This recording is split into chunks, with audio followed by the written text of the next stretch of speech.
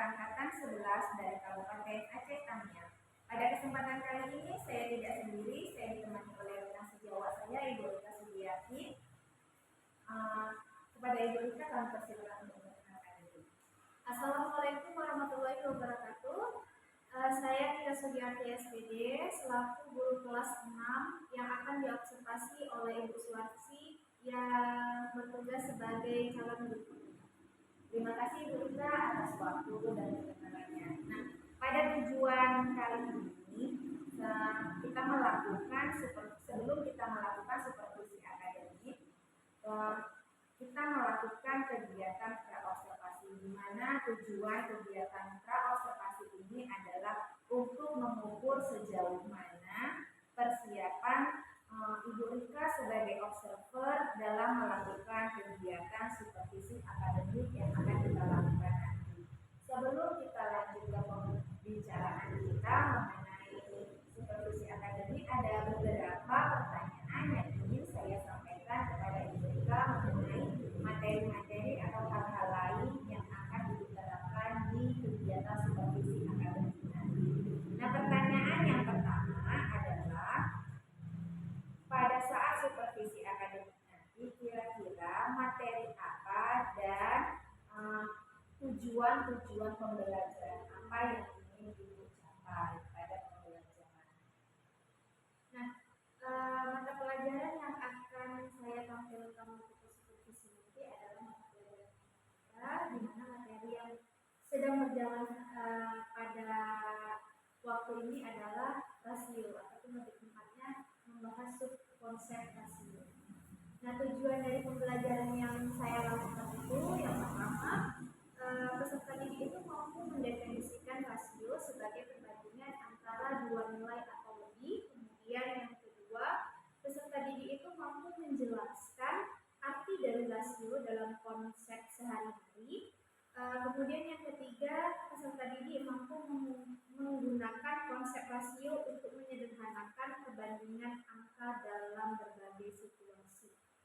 Nah, menarik sekali ya materi yang akan disajikan nanti mengenai rasio, dan tujuan-tujuannya itu sangat berkenaan dengan kehidupan kita ya dalam sehari-hari. Dan tentunya materi ini sangat baik dan sangat bermanfaat. Kemudian pertanyaan yang kedua, area pengembangan apa yang ingin Ibu capai pada pembelajaran yang akan Ibu terapkan nanti? Area pengembangan yang akan saya capai, yang pertama, saya itu menginginkan siswa saya itu bisa mampu ataupun bisa mengerti tentang rasio dan bagaimana cara penyelesaian konsep rasio. Lalu saya juga mau siswa saya itu mengerti bahwasannya rasio itu sangat erat hubungannya dengan kehidupan kesehatan. Berarti area pengembangan yang lebih Ibu tekankan adalah mengenai tentang pengetahuannya ya Ibu ya, pemahaman siswa-siswa terhadap konsep rasio ya Ibu ya, terutama dalam kehidupan sehari-hari. Dan yang pertanyaan ketiga, strategi apa yang Ibu lakukan saat pembelajaran? Strategi yang ingin saya lakukan pada saat pembelajaran itu, saya rasa lebih cocoknya ke strategi pembelajaran berdiferensiasi, karena saya lihat kan kemampuan anak-anak kita itu kan berbeda-beda, jadi lebih cocok, lebih pas aja kalau saya melakukannya menggunakan pembelajaran berdiferensiasi tersebut.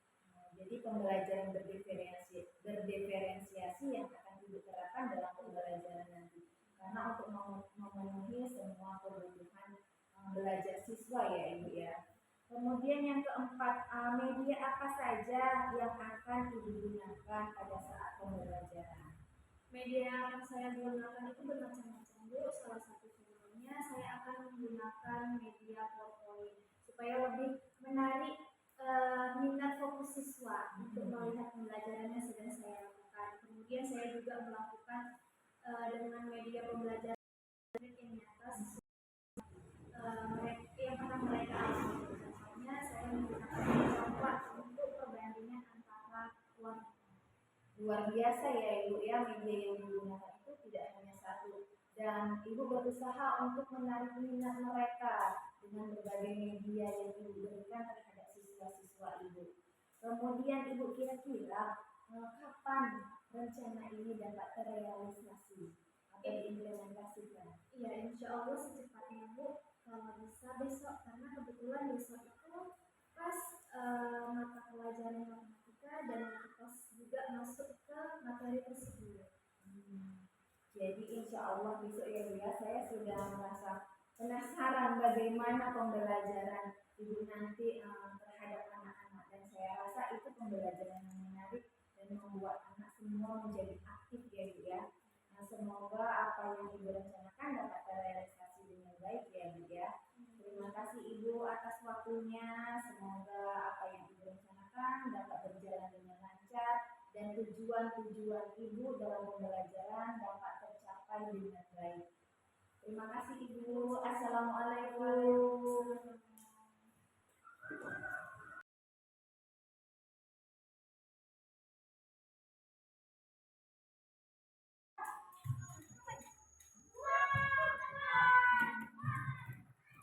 Assalamualaikum warahmatullahi wabarakatuh. Selamat pagi anak-anak Ibu semuanya. Bagaimana kabar hari ini?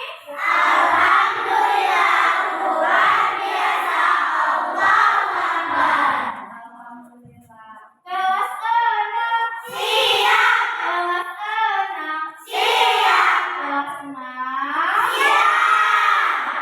Siswa kelas 6 apa kabar? Baik. Siapkah kalian belajar? Siap.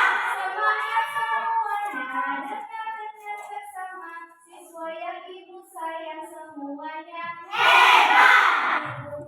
Bagaimana kabarnya? Baik. Siapkah dari kami semua? Siap. Kami siap belajar teman-teman sesama. Ibu yang kami sayang, kami pasti bisa. Alhamdulillah. Oke, sebelum kita memulai pembelajaran hari ini, supaya apa yang akan kita pelajari itu bisa menambah manfaat untuk kita awali pelajaran kita dengan Ibu mau perwakilan kita menyanyikan satu buah lagu wajib nasional. Nah, lagu yang kita bawakan pada hari ini yaitu Garuda Pancasila. Yuk kita nyanyi dengan semangat. Coba anak Ibu berdiri semua, kita nyanyi dengan semangat. 1, 2, 3. Garuda Pancasila, aku tak pendukungmu.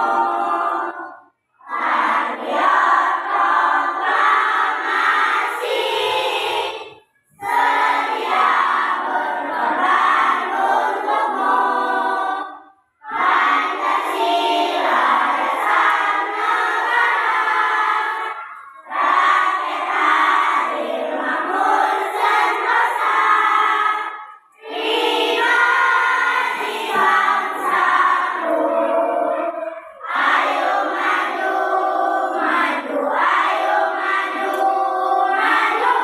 Ayo maju, maju.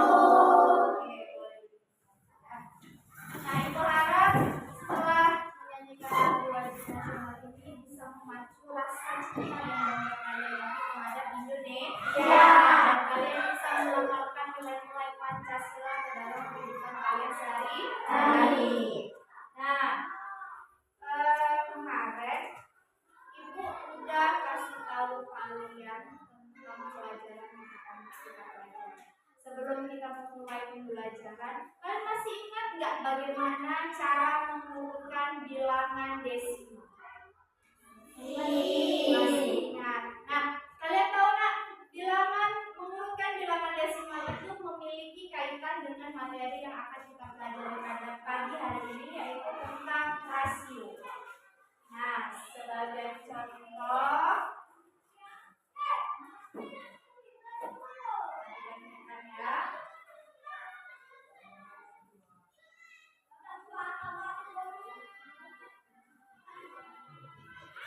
Nah, misalnya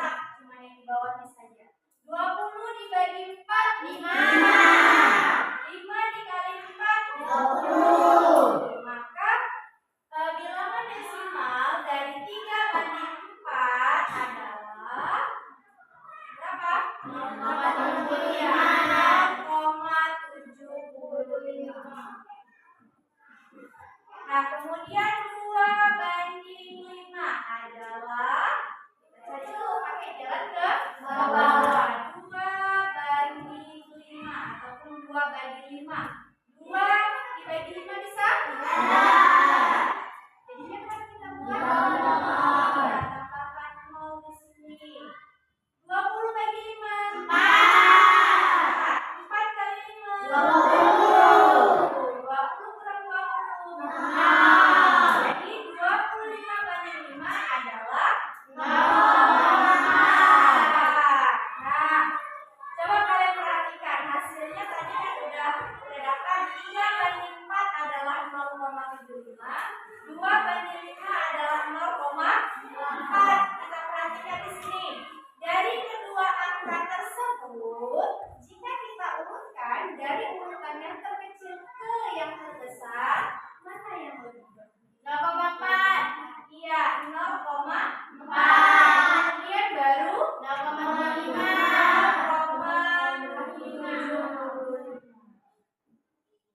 Ingat ya. Nah, kalau masih ingat kemarin sebelum menutup pembelajaran, Ibu sudah memberitahukan materi yang akan kita pelajari pada hari ini, yaitu tentang konsep rasio. Sudahkah anak Ibu belajar di rumah? Sudah. Alhamdulillah, berarti sudah ada pembekalan kalian untuk kita belajar pada pagi hari ini. Nah, sebelum kita ke materi yang lebih lanjutnya, Ibu mau kasih kalian soal pretest untuk menguji wawasan awal kalian tentang konsep rasio. Anda belajar di rumah, jadi udah tahu lah ya pembekalan kalian untuk kita belajar pada pagi hari ini. Nah, sebelum kita ke materi yang lebih lanjutnya, Ibu mau kasih kalian soal pretest untuk menguji wawasan awal kalian tentang konsep rasio. Anda belajar di rumah, jadi udah tahu lah ya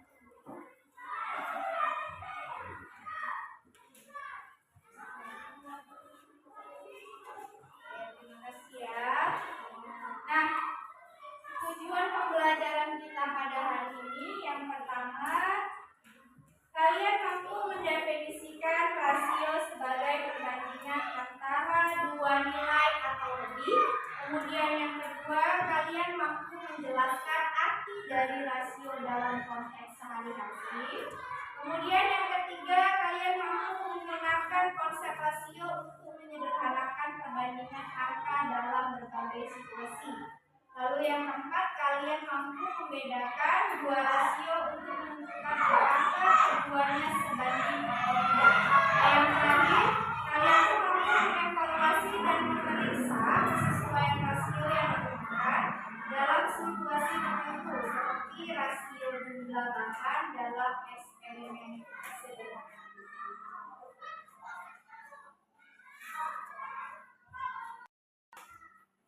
Sebelumnya mengelompokkan kalian dalam subkelompok kecil. Sekarang coba kalian buka buku pelajaran kalian. Kemarin ibu ada suruh kalian cari tentang resep rahasia kue lili kan? Ada, udah kalian catat di buku masing-masing. Sudah. Kalau misalnya sudah, coba kalian baca dulu tentang resep rahasia kue lili yang udah kalian catat. Ibu kasih waktu kalian untuk membaca cerita 5 menit ya.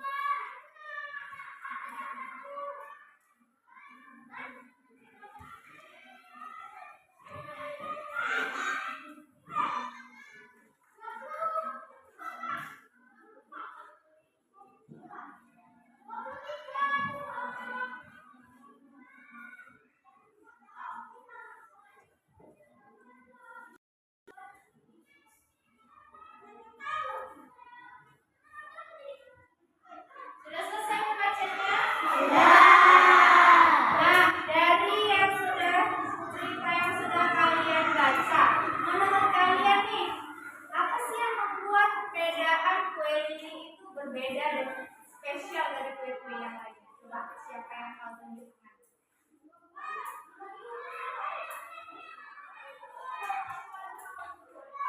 Tunjukkan siapa yang tahu? Nggak apa-apa, jangan takut-takut.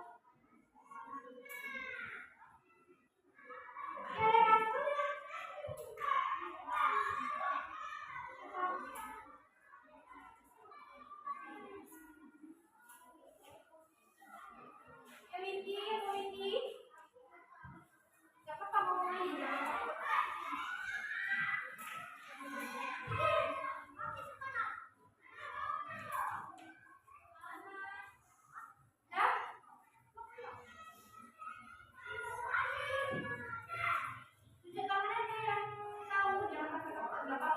Jawabannya apa saja ibu terima. Nanti kalau misalnya salah kita benerin sama-sama ya.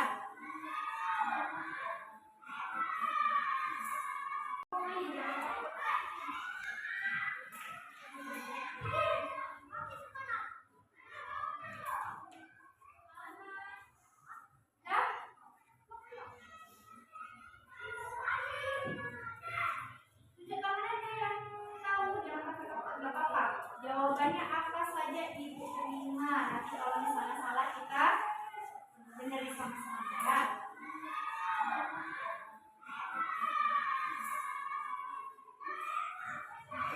Ya, Rehan, boleh yang kuat ya. Lagi-lagi lah yang udah. Saya Bu. Ya, apa Rehan? Menurut kamu apa sih yang membuat kue lili itu berbeda dari kue yang lain? Terus?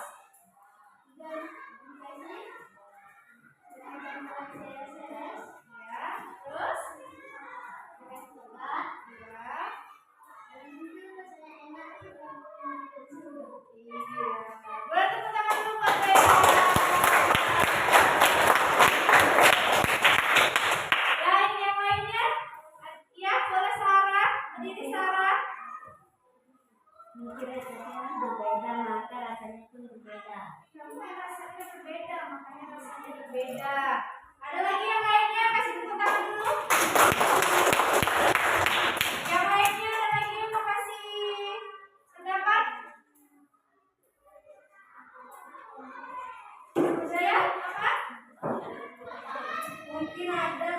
rahasianya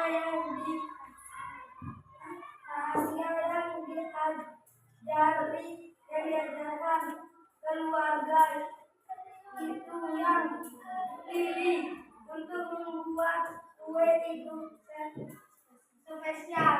Oke, terima kasih buat Ahmad ya. Nah, yang lainnya ada yang masih pendapatnya? Nggak ada? Oke.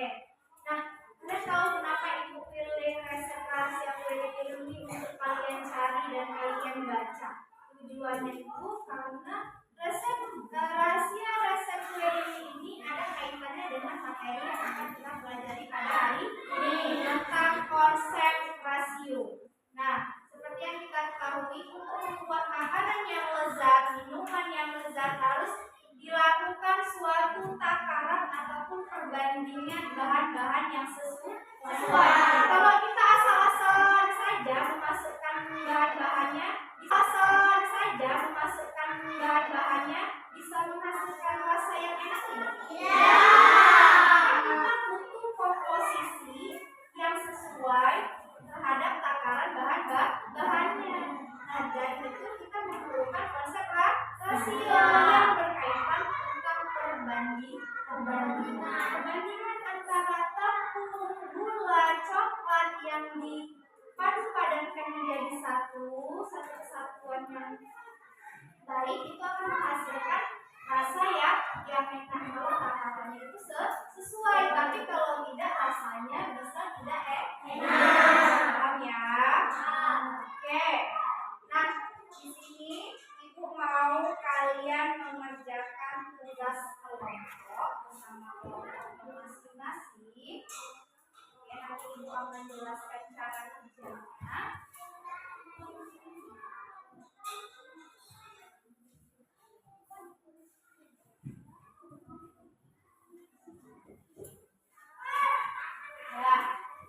Jangan lupa ya, di lembar kerja kelompok kalian itu kalian tuliskan nama kelompok kalian, kemudian anggota dari kelompok kalian, terus kalian isi. Nah, di sini itu untuk soal yang pertama, kalian disuruh menuliskan rasio yang tepat untuk setiap bagian buah dan buatlah bentuk yang paling sederhana. Nah, kemudian yang nomor 2, kalian diperintahkan memilih beberapa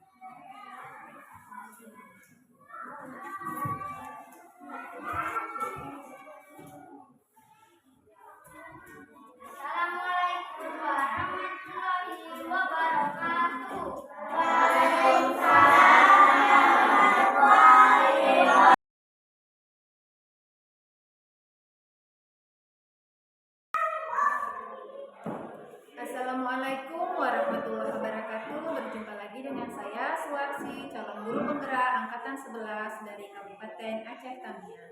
Kali ini saya masih ditemani oleh rekan sejawat saya, Ibu Rika Sugiati, yang merupakan guru kelas 6 dari SD Negeri Alun Utara.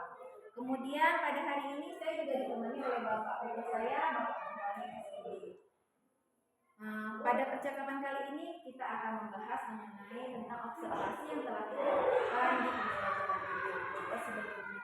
Dan kesempatan hari ini juga saya akan menanyakan beberapa pertanyaan mengenai hal-hal yang terkait dengan yang pembelajaran yang sudah Ibu lakukan. Adapun pertanyaan yang pertama mengenai pembelajaran yang sudah Ibu lakukan, apakah dalam proses observasi kemarin saat pembelajaran kegiatan pembelajaran yang telah Ibu lakukan sudah mencapai tujuannya?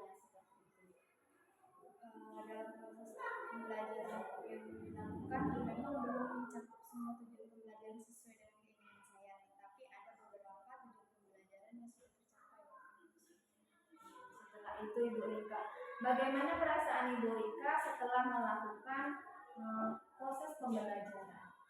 Perasaan saya agak lumayan senang karena ada peningkatan kemampuan belajar siswa saya dari yang sebelumnya. Kemudian pertanyaan selanjutnya, apakah area pengembangan yang Ibu lakukan sudah tercapai? Kemudian tahap-tahapannya itu bagaimana? Area pengembangan yang saya lakukan belum tercapai sebelumnya, Bu, karena kan semuanya itu kan butuh proses, nggak semuanya instan, ya. Jadi tahapan-tahapan yang terjadi itu ada beberapa tahapan yang belum terrealisasi secara sempurna. Berarti ada tujuan yang belum tercapai secara maksimal, itu memang hal yang lumrah ya Ibu ya, kalau menurut saya, karena tidak semua anak itu bisa sempurna seperti itu. Lalu langkah-langkah selanjutnya untuk mengantisipasi atau untuk memperbaiki mengenai anak yang belum mencapai tujuan maksimal itu bagaimana? Ya, saya harus mengobservasi lagi metode dan strategi pembelajaran yang saya lakukan, apakah itu bisa sesuai dengan anak didik saya atau belum, dan saya harus mencari ide lagi bagaimana cara menentukan strategi dan metode pembelajaran yang tepat untuk anak tersebut. Luar biasa sekali Bu ya, semangatnya. Semoga strategi-strategi baru nanti itu bisa membuat siswa lebih aktif dan lebih nyaman saat belajar. Mengenai perencanaan Ibu, kira-kira kapan Ibu akan melakukan perbaikan tersebut? Insya Allah secepatnya. Semoga apa yang Ibu rencanakan bisa berjalan dengan lancar dan anak-anak bisa belajar dengan nyaman. Amin ya. Terima kasih atas waktunya. Semoga kita semua dapat menjadi guru-guru hebat dan selalu dirindukan oleh siswa. Baiklah, demikian rangkaian kegiatan supervisi akademik yang dimulai dari percakapan pra-observasi, kemudian observasi, dan pasca observasi. Semoga kita semua dapat menjadi guru-guru yang baik sebagai guru penggerak, bergerak, tergerak, dan menggerak.